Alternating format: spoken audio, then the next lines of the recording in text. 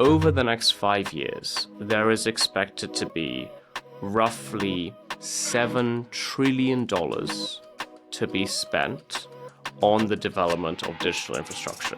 This show spans global markets and institutional investments through conversations with some of the world's leading investment, economic, and philanthropic minds. Welcome to the FEG Insight Bridge. On this episode of the FEG Insight Bridge, I am joined by Alexey Teplukhin of Blue Owl Capital. He is a key member of the firm's real assets team, where he leads capital markets activity for digital global infrastructure. Alexey brings a deep knowledge in digital infrastructure investing with prior experience at Blue Owl's predecessor firm, IPI, and structured finance at Deutsche Bank, where he was focused on digital infrastructure debt. Our conversation explores one of the most important and rapidly evolving areas in private markets today: the massive build-out of data infrastructure underpinning cloud computing and artificial intelligence. We discuss the unprecedented scale of capital required by hyperscalers and how these projects are financed and structured, and where private capital, particularly firms like Blue Owl, fit into that ecosystem. Along the way, Alexey shares key insights, including power availability and regulation, as well as how investors should think about the opportunity set in digital infrastructure amid growing attention to private credit. Alexey, welcome to the FEG Insight Bridge. Thanks very much for having me. Hey, would you mind introducing yourself and Blue Owl? Sure, absolutely. My name is Alexey Teplukhin. I'm a senior member of the investment team here at Blue Owl. Blue Owl is an alternative asset manager that manages over $300 billion in assets across three verticals: private credit, GP stakes, and real assets. How did Blue Owl get so much into technology? Yeah, it's a great question because the way Blue Owl has approached its investments is to be very deliberate into what it invests into and what it doesn't. Blue Owl has tried to pick, let's go for the top player in the various sectors that we're in and focus specifically on those sectors. When we think about the technology side that Blue Owl is invested in, it's really on the infrastructure or real estate layer of the, let's say, cloud computing and AI-driven waves. And so Blue Owl invested in it via the acquisition of a prior platform called IPI Partners, which is where I worked prior to Blue Owl. IPI Partners has been around, or the predecessor firm to Blue Owl Digital Infrastructure has been around for roughly 10 years. And so we started off with a very simple mission, which was, let's find a way to invest where our investments benefit from the growth of what's called the hyperscalers. The hyperscalers are companies Amazon, Microsoft, Meta, Google, and Oracle. Those are the main five that people refer to. And in 2016, we went to them and we said, what can we do to help your business grow? And that's where we first decided to launch our fund, to start building data centers. And that's how we entered the industry. So maybe another question is, how did you get into technology? Yeah, it's a good question because the answer is entirely by accident.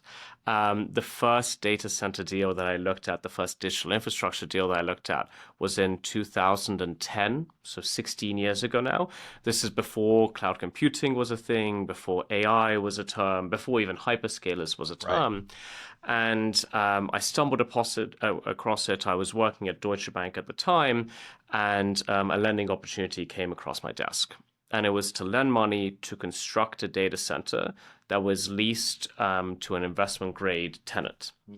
And I had no idea what a data center was. I'm not sure anyone really had any idea what a data center was.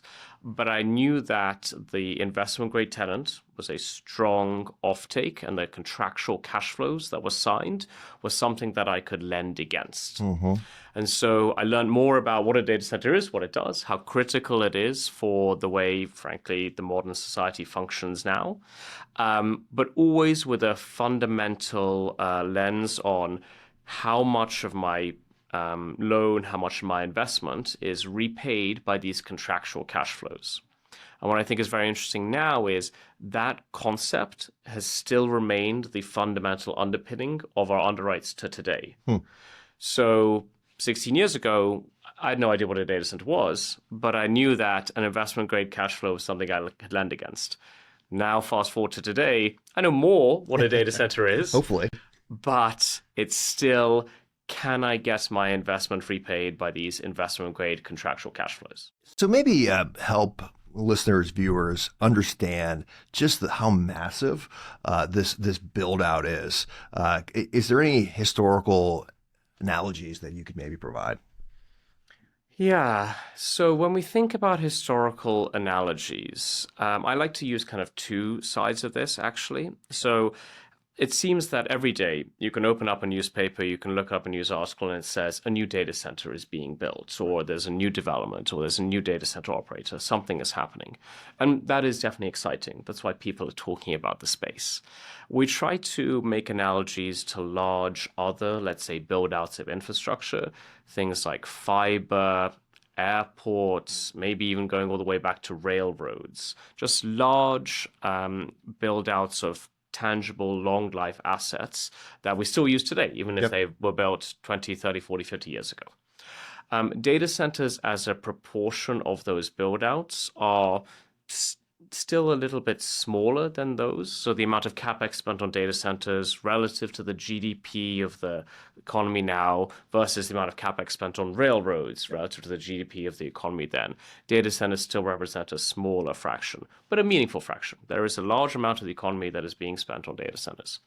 The stat that I like to cite that I think is very interesting to me is last year was the first year where the capex on data centers was greater than the capex spent on new office builds. And I found that very interesting because I didn't open up the newspaper every day last year and hear about a new office building, but I did hear about a new data center. But I think that helps put it into perspective. It's a meaningful part of the new growth of the real asset economy, but it's still relatively small compared to other asset classes. I think people who are out there hear about AI, but there was this need before kind of AI came in, which is cloud computing. Right. And then you layer on top of that AI. So how much more are the needs once you have those two pieces together, cloud computing and AI? Yeah, the way we try to kind of frame the size of the market is how much capex is there going to be required in the next 5 years? Yeah. And you're right. And we like to think about this as the wave on wave of digital infrastructure demand. That's our kind of way of describing it internally. Cloud computing has been around for 10 years. AI started maybe 2 to 3 years ago, really seriously impacting the data center sector. Over the next 5 years, there is expected to be roughly $7 trillion to be spent on the development of digital infrastructure.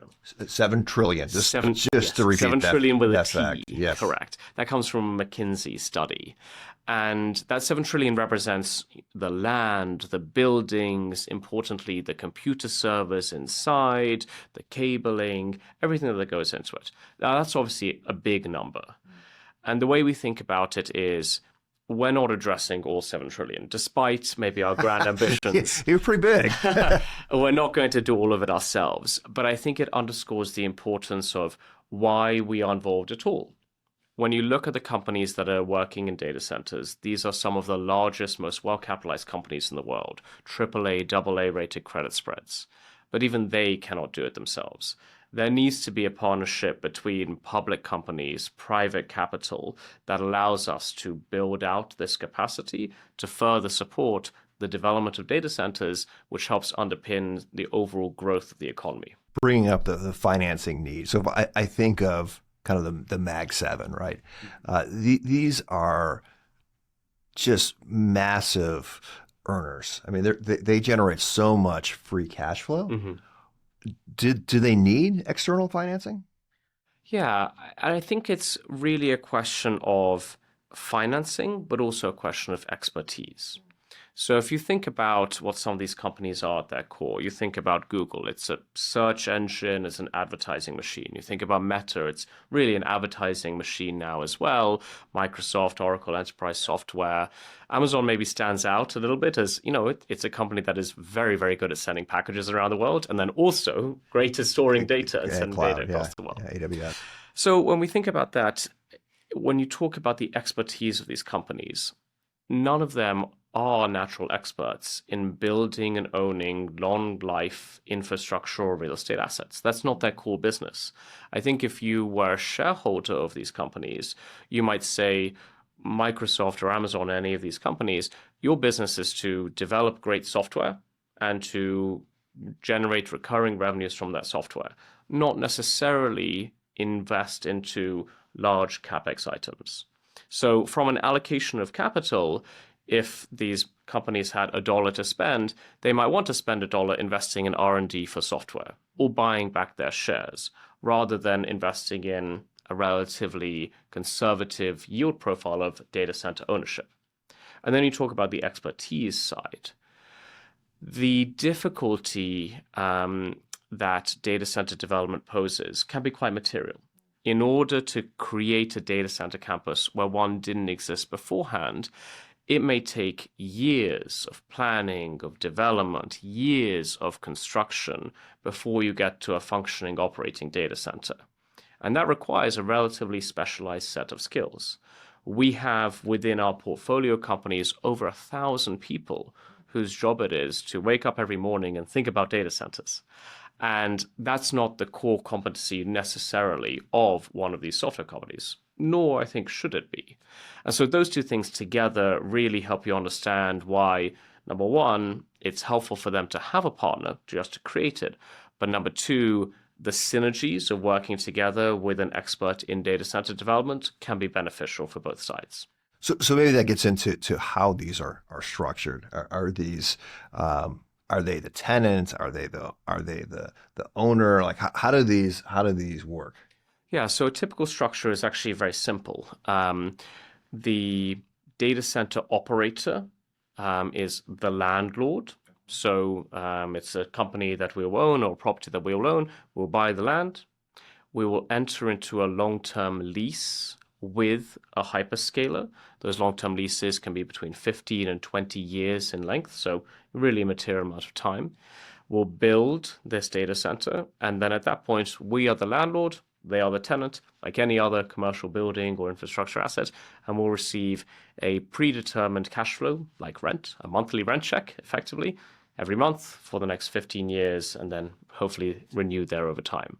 So it sounds like it might be complicated, but it really is very similar to other traditional real estate or infrastructure asset classes. When I think of AI landscape now, you're hearing about all these deals, and people probably read about them, kind of the circular finance, where NVIDIA is investing here and they're turning around and buying chips. Is that sounds pretty simple? Is there any wrinkles to any of this? Is there SPVs that a Meta or Google are setting up? Are you actually facing the parent, or is there some sort of structure in between?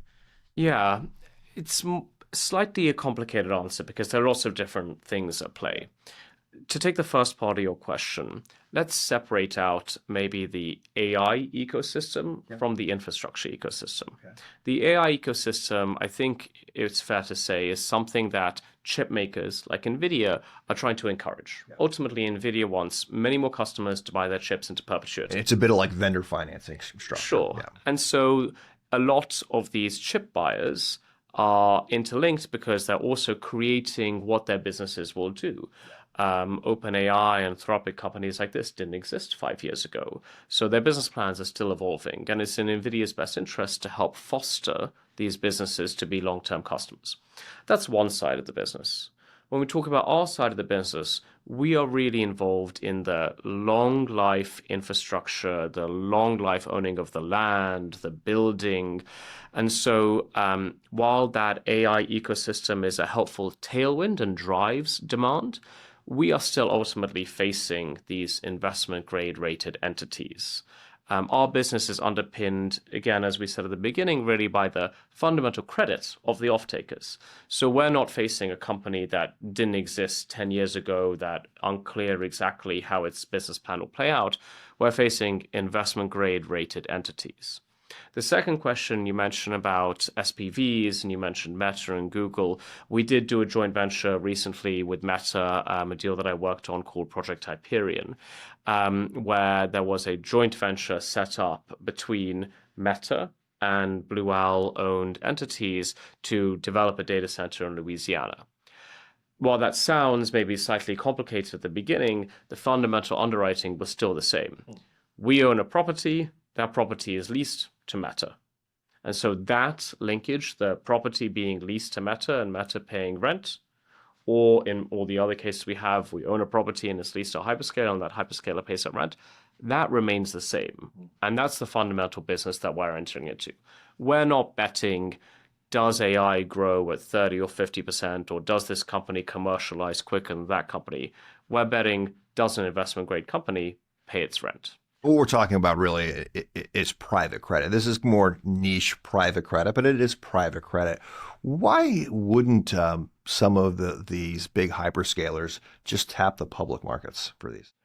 Yeah, and I think the answer is they do, and they will, and they will continue to do so. Obviously, their interests are in maintaining their high credit ratings because that helps go into their cost of capital, which helps support their equity. So it's all an interrelated story. But the reality is all sources of financing are going to be needed. We talked about that $7 trillion number. In order to hit that target, I think companies and private capital are going to do the following things. Hyperscalers are going to use their free cash flow that they generate to pay for things. They're going to issue debt to pay for things. They may even issue equity to pay for things. And they will enter into partnerships with private capital like us, where we will develop and they will lease over a long-term period. These four tools all need to be used to address the total opportunity. And that's why we're seeing where we can play in as part of a wider ecosystem. And I guess this maybe talks to the why private credit is just the flexibility, and that you can structure things, you can own things, you can do a lot of different things where maybe the public markets can't. Yeah, the public markets are fantastic in the fact that they are wide, they are deep, they can move quickly. But to do something in the public sphere, often it is, here is the deal, and the public sphere, the job is to say, okay, well, here is the price. Yep. The difference in private capital is we can have a long-term partnership with one of these clients, one of these customers, and they will say, we want to do a deal. We're not sure exactly how it should look. And we can work together and structure something where we can provide not only here is the price, but here is how the structure works. And that additional flexibility is critical when you're investing in something that hasn't really happened before in this way, right? 10 years ago, these structures didn't exist. The hyperscalers business were not as large. Data centers were not growing as quickly. And now they are. And so the flexibility in conjunction with public markets activities is the way to make sure that you have all the tools in your toolbox to solve this capital need. So we talked about a little bit how or where private credit fits in. Certainly probably are maybe the most well-known in this space and on the tech side, but others do this too. So why Blue Owl? Why not somebody else? Yeah, it's a good question. One I ask myself every morning, how do I make sure that I'm going to win the day? The way I like to think about it is when you look at what Blue Owl can provide and what our peers can provide, I think about it as two axes. On the first one is availability of capital. Blue Owl is a large, publicly traded asset manager with hundreds of billions of AUM. But there are peers of us that also fit that bill. Yeah. But that's a necessary requirement. You need to make sure that you have the capital to stand behind some of these large constructions because they may be billions or tens of billions in size. The other axis is sector expertise. If we think about the differentiation that Blue Owl has, at our team, at the Blue Owl level, we have about 75 people who are specifically dedicated to digital infrastructure. We wake up, we think about digital infrastructure, go to bed, we dream about digital infrastructure. How do these two things overlap?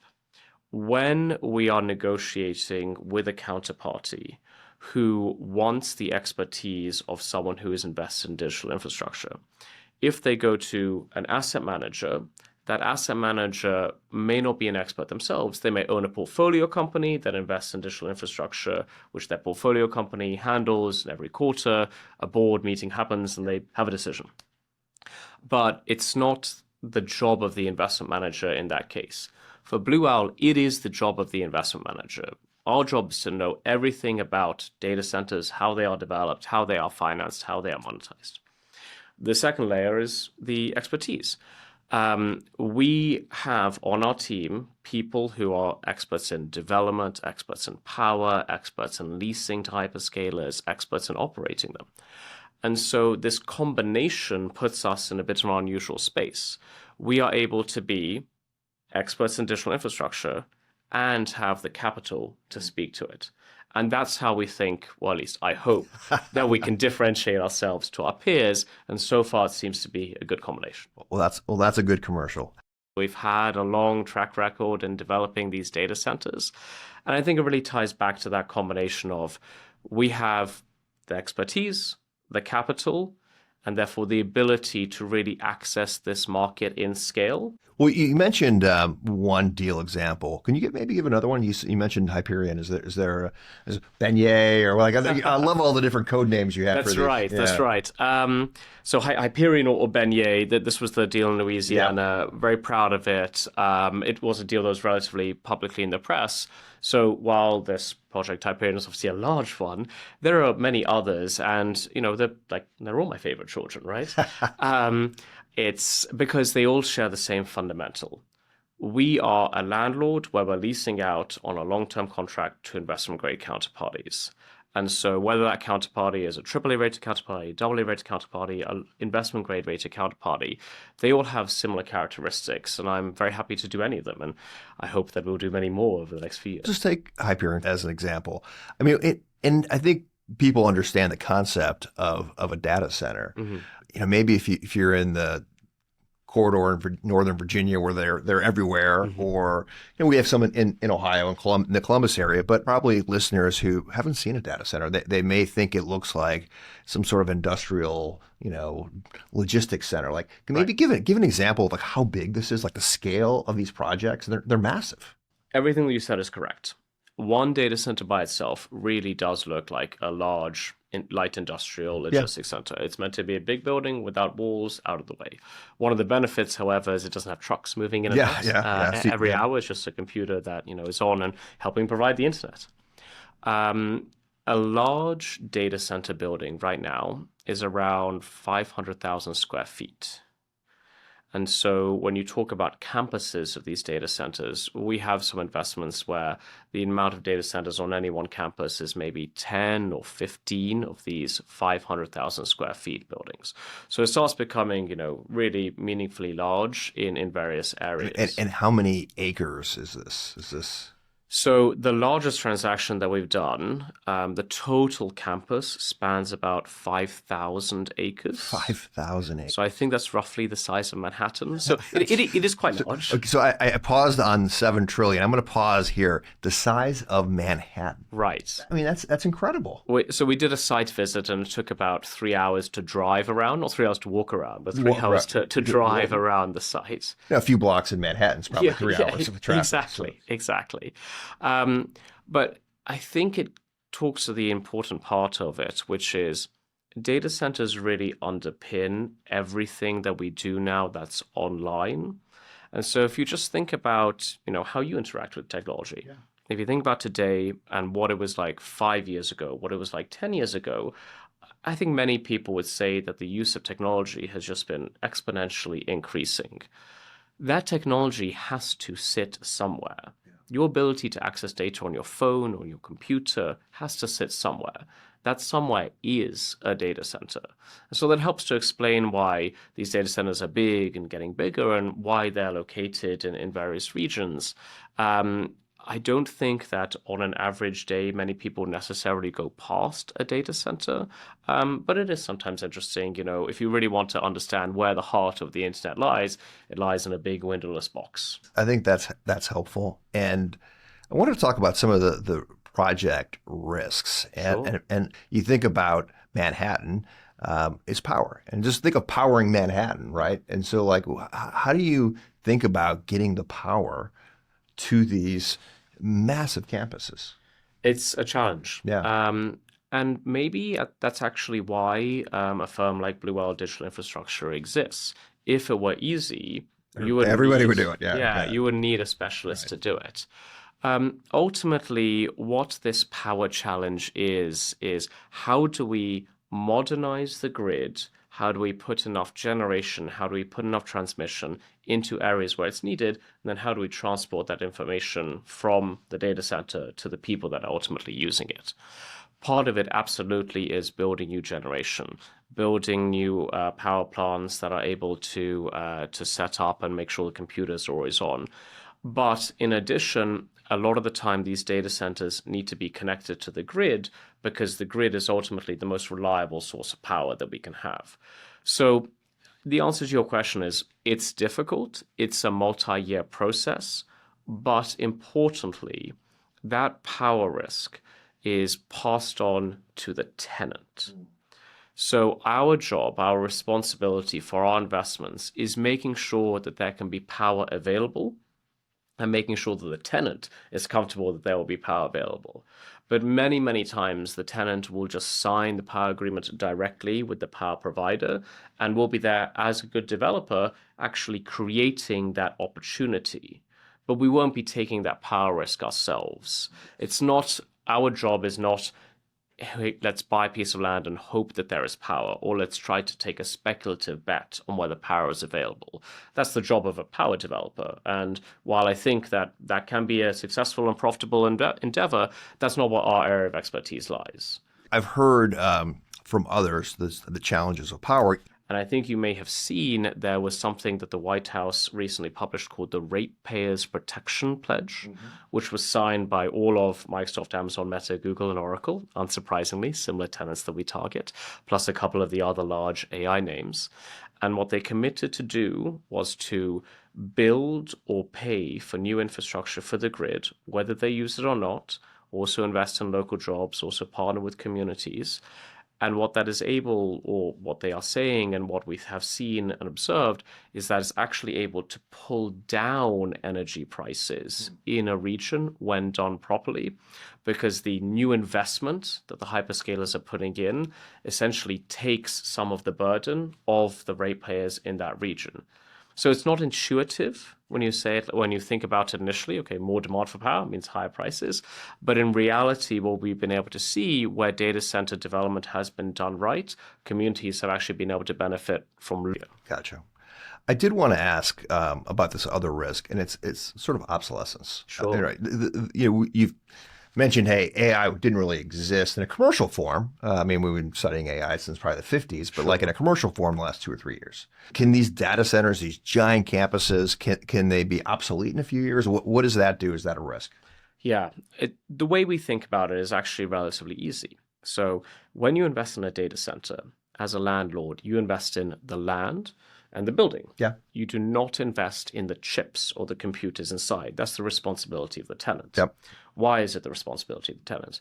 Because these chips truly do change and evolve very quickly. Yeah. I think we hear from NVIDIA every 3 to 5 years, there's a new chip coming out. Maybe it can become more powerful. It can do more things. There are competitor chips. All these items are changing. So how do we think about this technological innovation? The way I like to look at it is a data center is effectively a very sophisticated power socket. Yeah. If you're in your own home, you may buy a new TV, you may buy a new computer, a new iPad, whatever it is. And every evolution of this is the chip getting more powerful, the technology getting more powerful. But nevertheless, you're always plugging that into the power socket. The data center is that sophisticated power socket. We have data centers that we own that, I'll give you an example. One of the data centers we own is the original AOL You've Got Mail data center. Nice. It's wonderful. It is not an AOL You've Got Mail data center right now. It is a hyperscale data center. It's been repurposed. It's been reused. But it is a data center that is a very efficient way to convert a unit of power into a unit of data. And so regardless of how we think about these chips, every single chip wants the best way to convert a unit of power into a unit of data. And that's what the data center provides. And these are guaranteed, right? So if there are more CapEx requirements, they may either renegotiate with you and you might be open to it or not, but they can't just stop paying you. No, no, of course. The payment is a lease contract, right? Every month they have to pay that amount. Often the leases are triple net, so Yep. things like capex and taxes and all these things are passed through Pass exactly through. to Yeah. the tenants. And then if there is a big capex refresh cycle, what has happened in the recent few years is that amount often gets effectively rentalized into the price of the new contract to allow the tenant to continue using the space efficiently. So we are sitting on what we think is a relatively boring stream of cash flows. Every month you get the check. And this new technology side of it, it just keeps on reinforcing the amount of demand there is for that ultimate power socket that we are providing. Going forward, is there, I throw this out here. I mean, Sure. Elon Musk said he's going to put these out in space. Yes. So what does that do?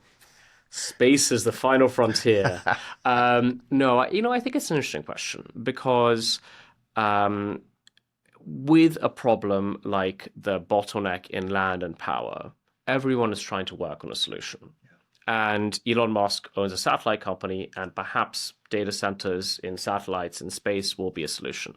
There are still some material challenges thinking about this just from a technical side. I'll give you a very easy one. Occasionally, you have to go into the data center and change out the servers. Yeah. It is much easier to fly to Northern Virginia than it is to get to space. To space, yes. So there are some things that need to be looked at. I think at one point people were looking at putting data centers underwater because water under the water it's very cold. That hasn't necessarily materialized. Not all the data centers are underwater now. Who knows what it will be like in the next decades to come.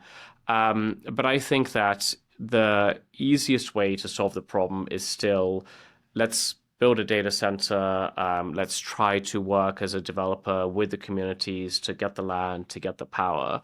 And then, maybe the simplest one is the hyperscalers themselves are paying for this, right? They're paying rent based on the cost of the data center. I think if I went to them and said, you need to pay for the data center and the cost of the rocket up to space, they would say, let's try find more data centers on the Earth. There is construction risk, project risk. I would think you then have the launch risk on top of that. It makes it even more... exactly. More, nothing is easier in space, I think is probably the way to say it. The cooling might be cheaper, but the whole execution might not be. So not to go into the rabbit hole of space, but space is very cold. You're totally correct. Space is also a vacuum. Yeah. And because it's a vacuum, it's actually quite hard to cool something. So the way cooling works is you basically run something cold over something warm, and the particles interact and you take them off. But because space is empty and truly empty, vacuum empty, it's actually not as trivial as you would think to cool something down. Anyway, that goes into, I'm not a physicist, it goes into another realm, but yeah, there are definitely some challenges to think about before space is a viable option. So we hit on a bunch of these risks. I kind of went through the checklist. Did I miss any? It's kind of a question of, what am I worried about? Yeah. I think that when you look at the business, it can be very simple. There are years of work of development, which is truly just hard work and sweat. It is making sure that you get the right zoning and permits and entitlements. And that is complicated and takes a long time, but we're not building before anything is done. Yeah. So that's not a monetary risk, that's an effort risk. We may spend years trying to developing a site and get nowhere. Yeah. But once the site is constructed, and we've constructed maybe 100 data centers now, plus or minus, so we know how to do it. Yeah. And this really ticks those kinds of boxes. So once the data center is up and running, once we put money into it, I personally feel pretty comfortable. You can sleep at night. That's right. All right. Well, kind of wrapping this up a little bit, a couple final questions. One, listeners, viewers, how do they get more understanding of this build out? I mean, it's fascinating, right? And you compared it to railroads, and I've heard the U.S. highway system. I mean, this is the Manhattan Project. These are big dollars. How do people get smarter about this? That's a good question. I think for many years, data centers have been perhaps a little bit under the radar. Yeah. People have and maybe that's actually a good part of them, which was people like that the internet just works. People like that you switch on their phone, it works. You press the app, it works. But it works because of this interlocking system of cell towers and fiber, and at its heart, data centers. Now there is much more narrative explaining what a data center is. The fundamental thing I would say is data centers are far less complicated and less scary than they appear. It is truly a light industrial warehouse where instead of sending packages, they're sending data. Yeah. And from an owner perspective, we are viewing it as this is a simple building and we get paid rent from an investment grade counterparty. It is as simple as that. And you can talk about the technology and the interlocking spheres of digital infrastructure, but that's what you should always orientate yourself to. This is a building with a long-term contract. It's not that complicated. Not that complicated. All right. Last question. Sure. What is one fun fact about Alexey that nobody knows? Oh, that's a tough question. I don't know whether I'm a very fun person. Maybe that's fun. Fun to know that you're not fun. That's right. Maybe that's interesting right. to know that you're not fun. I really enjoy reading, which I know sounds a little silly because, hopefully everyone enjoys reading, but I particularly enjoy reading science fiction and fantasy. So maybe a fun fact about me, I'm a nerd. I very much enjoy reading fantasy books. What is your favorite science fiction book? My favorite science fiction book, funnily enough, is actually called Hyperion. Yeah. It's a book by an author, I think his name is Dan Simmons, and I very much enjoy it. I think that's probably my favorite. Yes, that's where the project gets its name. I can't tell. I'm not entirely sure whether it's 100% related. I'm pretty sure that's where it's got, but yes, there's a lot of these sci-fi names that come up, and if you read these books or you're a fan, you're like, I wonder if that's from it. That's very good. Yeah, all right. Right. Well, very good. Well, Alexey, thanks so much for coming on the FEG Insight Bridge. We really enjoyed this, and this was very beneficial. I learned something. I enjoyed it, so thank you. Thank you so much for having me here. Really appreciate it. If you are interested in more information on FEG, check out our website at www.feg.com. And don't forget to subscribe to our communications so you don't miss the next episode. Please keep in mind that this information is intended to be general education that needs to be framed within the unique risk and return objectives of each client. Therefore, nobody should consider these to be FEG recommendations. This podcast was prepared by FEG. Neither the information nor any opinion expressed in this podcast constitutes an offer or an invitation to make an offer to buy or sell any securities. The views and opinions expressed by guest speakers are solely their own and do not necessarily represent the views or opinions of their firm or of FEG.